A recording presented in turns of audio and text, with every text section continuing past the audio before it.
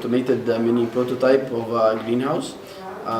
We use a temperature sensor to measure the temperature of the room, and then a heating pad to heat the room if the temperature is low. And we also have an infrared remote controller to control a water pump that waters the plants and the heating pad if needed.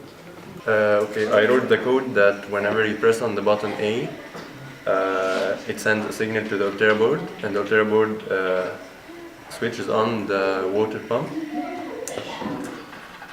And whenever you click on the B button, it do the opposite operation. It sends a signal to the Altera board and it switches off the water pump.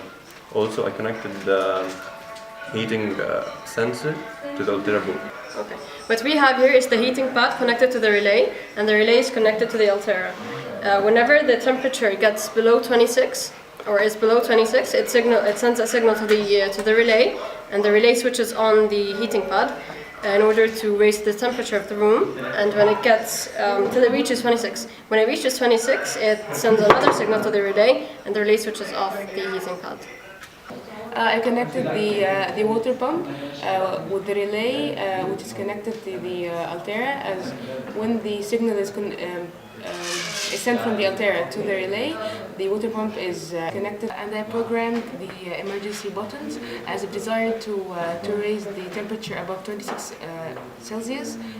It can be achieved. I connected all the modules together. We mainly have 3 modules. One for the temperature sensor, one for the remote control, and one for producing hexadecimals on the 7 segments. And mainly you synchronize the outputs and wires together.